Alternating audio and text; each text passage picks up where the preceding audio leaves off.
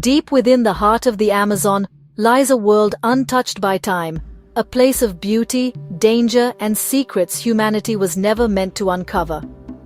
What really hides beneath the endless green? Let's uncover the dark mysteries of the Amazon jungle. The Amazon is not just a place on a map, it is a world unto itself, a vast green ocean of trees that stretches across a continent.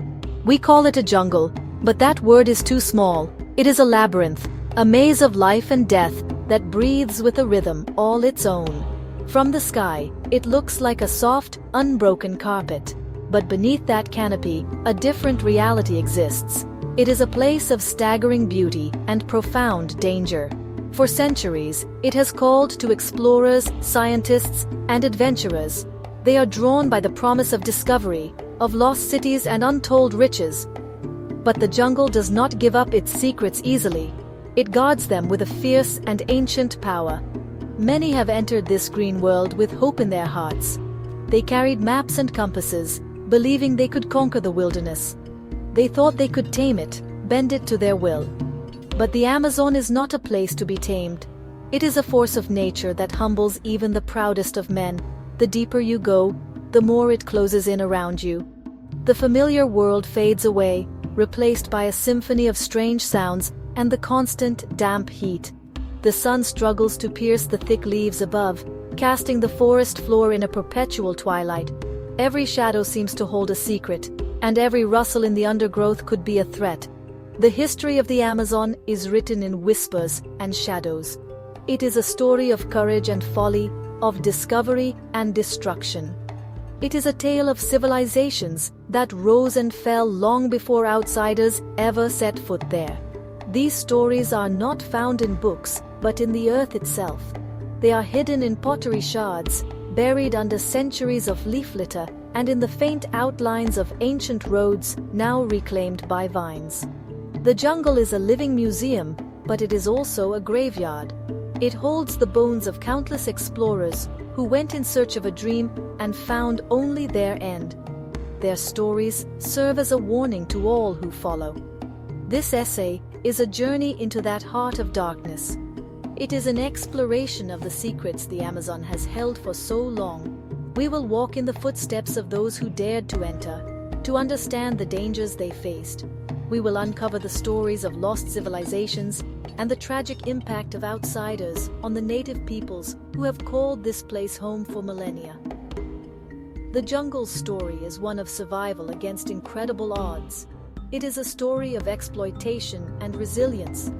And as the modern world continues to encroach upon its borders, it is a story that has reached a critical chapter, one that will determine its very future.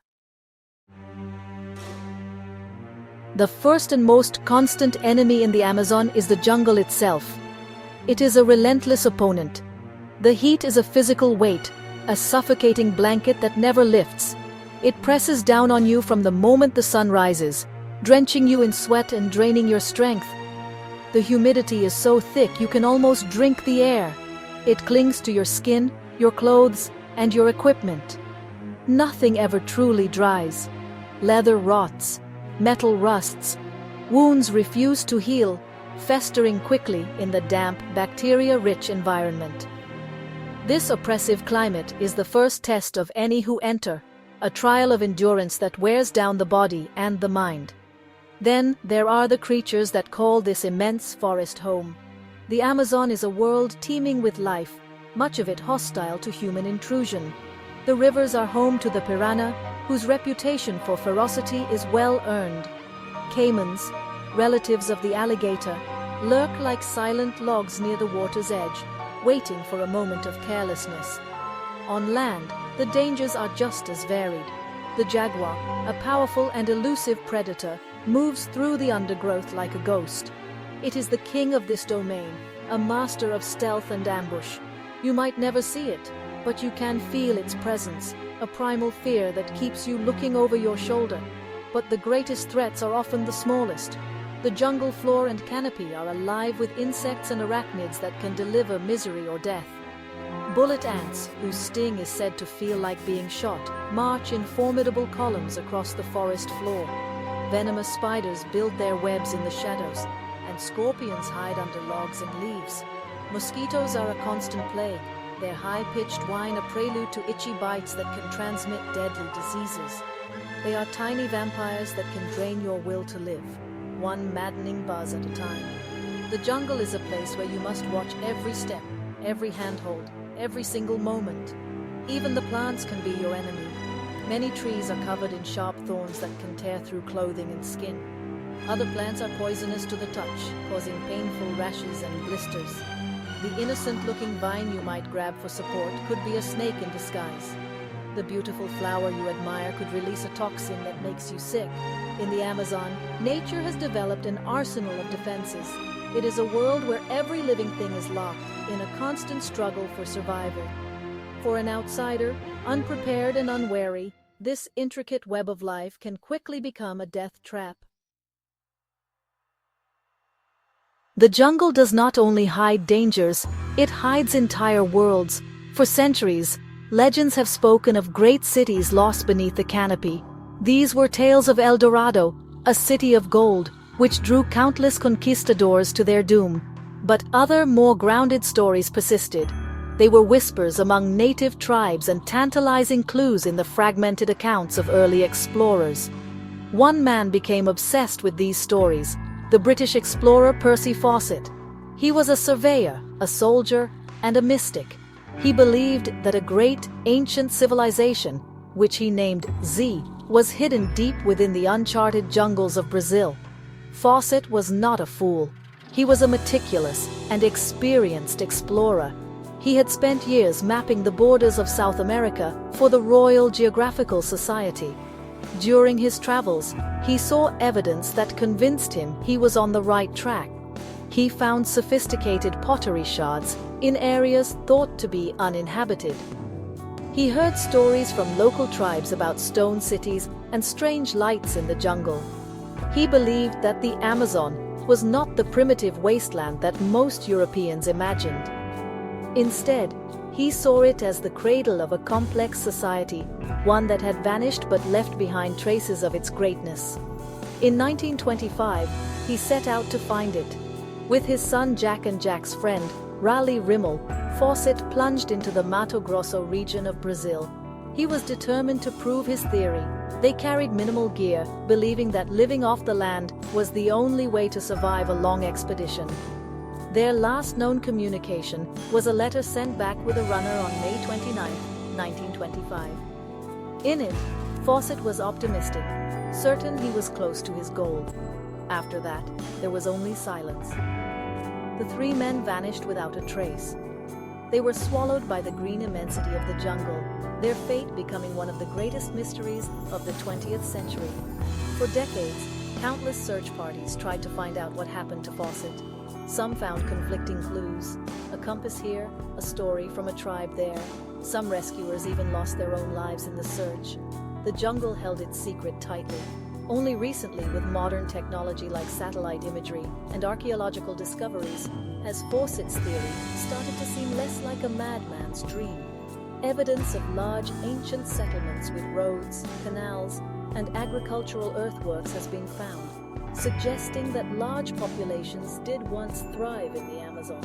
Fawcett may have been wrong about the details, but his fundamental belief in a lost civilization was, it seems, astonishingly correct. The turn of the 20th century brought a new kind of darkness to the Amazon. It was not born of nature, but of human greed. The industrial world had developed an insatiable hunger for rubber, needed for tires, hoses, and 1,000 other products. The best rubber came from the trees that grew wild in the Amazon basin. Suddenly, the remote jungle was the center of a global boom. Men rushed to the Amazon, not to explore or discover, but to get rich. They were led by ruthless rubber barons who cared for nothing but profit. This period became known as the rubber boom, but for the native people of the jungle, it was an age of terror. These barons carved up the jungle into private estates. To extract the rubber sap, they needed a vast labor force. They found it in the indigenous communities that had lived in the forest for thousands of years, but they did not offer jobs. They enforced slavery, Entire tribes were captured and forced to work under brutal conditions. Men, women, and children were put to work tapping the rubber trees. They were given impossible quotas. If they failed to collect enough rubber sap, they were subjected to horrific punishments. They were whipped, starved, tortured, and murdered. The jungle, once their home and provider, became their prison. The stories that emerged from this era are a catalogue of human cruelty. One of the most infamous regions was the Putumayo River, on the border of Colombia and Peru. Here, a company run by the cruel industrialist Julio Cesar Arana systematically enslaved and exterminated tens of thousands of indigenous people. An American engineer named Walter Hardenberg witnessed these atrocities and risked his life to expose them to the world. His reports and the subsequent investigation by the British diplomat Roger Casement revealed a system of exploitation so barbaric it shocked the world. The quest for rubber had turned the Amazon into a concentration camp.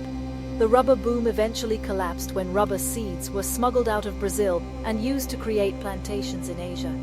The price of Amazonian rubber plummeted, and the barons abandoned their estates. But the damage was done. The terror had left deep, permanent scars on the jungle and its people. Entire cultures had been wiped out. The population of many indigenous groups was decimated, with some estimates suggesting that 80% of the native population in certain areas was killed. The memory of the rubber terror still lingers in the Amazon, a dark chapter in its history that shows how the lust for resources can bring out the worst in humanity. The most lethal invaders of the Amazon were not men with guns or whips. They were microscopic. They were the viruses and bacteria that outsiders carried in their bodies. The indigenous peoples of the Amazon had lived in relative isolation for thousands of years. Their immune systems had never encountered diseases like smallpox, measles, or influenza. To them, these common European illnesses were as deadly as any plague. When explorers, missionaries, and rubber tappers pushed into the jungle, they brought these invisible killers with them. The results were catastrophic, a biological holocaust that swept through native communities with terrifying speed. A simple handshake could be a death sentence. A cough could wipe out an entire village. The diseases spread like wildfire along the river networks that served as the highways of the jungle. A tribe might encounter a group of outsiders, and, within weeks, half of their people would be dead. They had no understanding of what was happening. They had no natural immunity and no medicine to fight back. They saw their families and friends struck down by high fevers, painful rashes, and respiratory failure. To them, it must have seemed like a powerful and evil magic, a curse brought upon them by the newcomers. This silent, unseen warfare was far more effective at clearing the land than any weapon. The stories from this period are heartbreaking. Missionaries who came with the intention of saving souls often ended up presiding over the destruction of the very people they meant to help. They would gather tribes into settlements for conversion and education.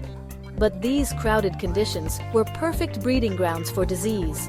An outbreak of measles in one of these missions could kill hundreds in a matter of days. The history of contact between outsiders and isolated tribes is a repeating tragedy. A first friendly meeting is often followed by a devastating epidemic that leaves the tribe shattered and vulnerable. This biological threat did not end in the past. It continues to this day. There are still a few uncontacted tribes living in the deepest parts of the Amazon. They are some of the most vulnerable people on the planet. Any contact with the outside world, even from a well-meaning documentary crew or an illegal logger, could introduce a common cold that would be fatal to them.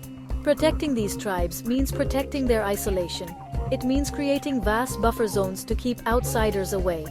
The invisible enemies that arrived 500 years ago are still a potent threat, a reminder that the dangers of the jungle are not always the ones you can see. The legend of El Dorado, the lost city of gold, is one of the oldest and most destructive myths of the Americas. It began with a real ceremony of the Muisca people in what is now Colombia, where a new chief would cover himself in gold dust and dive into a sacred lake. But in the minds of the Spanish conquistadors, this story grew into a fantasy of a city paved with gold, a kingdom of unimaginable wealth hidden somewhere in the vast, unexplored interior of South America. This golden phantom lured thousands of men into the Amazon. They went in search of a glittering prize, but most found only starvation, disease, and death. The expeditions in search of El Dorado were epics of suffering. Men like Francisco de Orellana and Gonzalo Pizarro led heavily armed columns into the jungle. They were completely unprepared for the reality of the Amazon. Their heavy armor rusted in the humidity. Their food supplies rotted. They were relentlessly attacked by insects and fell sick with tropical fevers. As they became more desperate, they grew more brutal. They tortured native people, demanding to know the way to the city of gold. They stole food from villages and left a trail of destruction in their wake. The quest for a fictional city brought very real horror to the people of the jungle. Orellana's journey is a famous example. He became separated from Pizarro's main expedition and, with a small group of men, decided to follow the great river downstream, hoping it would lead to the ocean. They were the first Europeans to travel the entire length of the Amazon River. Their journey was a 9-month nightmare. They were constantly on the verge of starvation, forced to eat their leather belts and the soles of their shoes. They fought battles with numerous tribes along the riverbanks. Orellana reported seeing fierce female warriors, which reminded him of the Amazons of Greek mythology, giving the river its name. He never found El Dorado, but his journey opened the Amazon to the world. The fever for gold never truly left the Amazon. In the 20th century, it returned with the garimperos, illegal gold miners. They swarmed into remote areas, especially the lands of the Yanomami people in Brazil and Venezuela. They used high-pressure hoses to blast away riverbanks and mercury to separate the gold from the silt. This process destroyed the rivers, poisoning the water and the fish that the Yanomami depend on. The miners also brought diseases and violence. The Yanomami, one of the largest and most isolated tribes in the Amazon, were devastated. El Dorado's curse continues, a destructive dream that poisons the land and the people in the relentless pursuit of wealth. The Amazon is not a passive victim. It has its own ways of fighting back against those who try to conquer it. The jungle's defenses are subtle but incredibly effective. They are designed to break the will of intruders, to turn their own bodies and minds against them. One of the greatest challenges is simply navigating the terrain. The forest is a disorienting, three-dimensional maze. There are few landmarks. Every direction looks the same, an endless wall of green. A compass can help, but it is easy to get turned around, to walk in circles for days until exhaustion and despair set in. Many explorers have been found dead just a short distance from a river or a trail they were unable to find. The jungle also wages a psychological war. The constant noise can be maddening. The chorus of insects, birds, and monkeys never stops, not even at night. This symphony of life can prevent sleep and fray the nerves. The isolation is another powerful weapon. After weeks in the forest, cut off from the outside world, the mind can start to play tricks. Paranoia sets in. You begin to distrust your companions. The shadows seem to move. The line between reality and hallucination begins to blur. The jungle has a way of stripping away the layers of civilization, reducing a person to their most primal instincts. This unforgiving nature has claimed many lives. Consider the story of Juliane Koepke. In 1971, she was the sole survivor of a plane crash in the Peruvian Amazon. She was 17 years old. She fell 2 miles from the sky, still strapped to her seat. She survived the fall with a broken collarbone and other injuries. Alone and terrified, she had to find her way out of the jungle. Her father, a famous zoologist, had taught her survival skills. She remembered his advice: follow water downstream. For 11 days, she walked and waded along a small creek, which grew into a stream and then a river. She battled infections, insect bites, and hunger until she finally stumbled upon a lumber camp. Her story is a testament to human resilience, but also a stark reminder of the jungle's power. Even modern attempts to tame the jungle often end in failure. In the 1970s, the Brazilian government built the Trans-Amazonian Highway, a massive road intended to cut through the heart of the jungle. The project was meant to open the Amazon for settlement and agriculture, but the jungle fought back. The torrential rains turned the dirt road into an impassable river of mud for half the year. The tropical soil, once cleared of trees, quickly lost its fertility. The settlers who were encouraged to move there struggled to grow crops and were plagued by disease. The highway is now a crumbling monument to human arrogance, a long muddy scar that the jungle is slowly reclaiming. The greatest and most recent dark secret of the Amazon is not a mystery hidden in its depths, but a tragedy happening in plain sight. It is the systematic destruction of the forest itself. We call it deforestation, but this clinical term does not capture the violence of the act. It is the sound of chainsaws screaming from dawn until dusk. It is the sight of ancient trees, hundreds of feet tall, crashing to the ground. It is the smell of smoke from vast fires that burn day and night, turning the vibrant green forest into a black, smoldering wasteland. This is the modern assault on the Amazon, and it is happening at a terrifying pace. The reasons for this destruction are complex, but they are all driven by economic demand from the outside world. Large areas of the forest are cleared for cattle ranching, to produce beef for global markets. Even larger areas are cut down to grow soybeans, which are used to feed livestock in Europe and Asia. Illegal logging operations cut down valuable hardwood trees. Miners clear forests to dig for gold, iron, and other minerals. The construction of dams floods vast tracts of land to generate electricity. Each of these activities carves another piece out of the heart of the jungle, shrinking the world's largest rainforest. The impact of this falling sky, as the Yanomami shaman Davi Kopenawa calls it, is devastating for everyone and everything that lives there. For the indigenous communities, it is the end of their world. The forest is their home, their supermarket, their pharmacy, and their church. When the trees are cut down, they lose their source of food, medicine, and spiritual connection. They are pushed off their ancestral lands and forced into poverty on the edges of towns, their culture and way of life destroyed. The animals also suffer.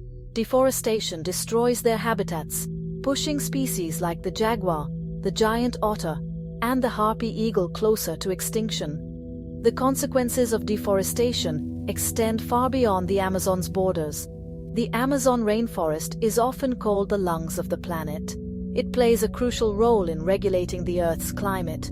The trees absorb enormous amounts of carbon dioxide, a greenhouse gas that causes global warming. When the trees are cut down and burned, this stored carbon is released back into the atmosphere, accelerating climate change. The forest also produces vast amounts of moisture that influences weather patterns across North and South America. The destruction of the Amazon is not just a local problem, it is a global crisis that affects us all. We have journeyed through the shadows of the Amazon's history. We have seen the perils of nature, the ghosts of lost cities, and the horrors inflicted by greed. We have witnessed the silent death from disease and the loud destruction from chainsaws. The story of the Amazon is a dark one, filled with suffering and exploitation. But it is not over yet. The final chapter has not been written. The fate of this great wilderness and the people who call it home now rests in the hands of the modern world. The question we must ask ourselves is not whether the Amazon can be saved, but whether we will choose to save it. Protecting the Amazon is not just about saving trees and animals. It is a matter of human rights. It is about respecting the indigenous peoples, who are the forest's oldest and most effective guardians. They have lived in harmony with the jungle for thousands of years, developing a deep and sophisticated knowledge of its ecosystems. Empowering these communities, securing their land rights, and listening to their wisdom is one of the most effective ways to protect the forest. They are on the front lines of the battle against deforestation, and they deserve our support. Their survival is inextricably linked to the survival of the rainforest itself. The task is immense, but not impossible. It requires a fundamental shift in our thinking. We must stop seeing the Amazon as a collection of resources to be exploited and start seeing it as a vital, living system that sustains us all. This means making conscious choices as consumers, rejecting products that are linked to deforestation. It means demanding that our governments and corporations take strong action to stop illegal logging, mining, and land clearing. It requires supporting organizations that work on the ground to protect the forest, replant trees, and create sustainable economies for local communities that do not depend on destruction. The Amazon is a library of biological and cultural diversity. It holds cures for diseases we have not yet discovered. It holds lessons about sustainable living that we have long forgotten. It is a world of wonder and beauty that has inspired awe for centuries. To allow it to vanish would be an unforgivable act of self-destruction. The dark secrets of the Amazon's past serve as a powerful warning. They show us the consequences of ignorance, greed, and arrogance. Now, armed with this knowledge, we have a responsibility to act, to ensure that the future of the Amazon is not another dark secret buried under ashes, but a living, breathing testament to our wisdom.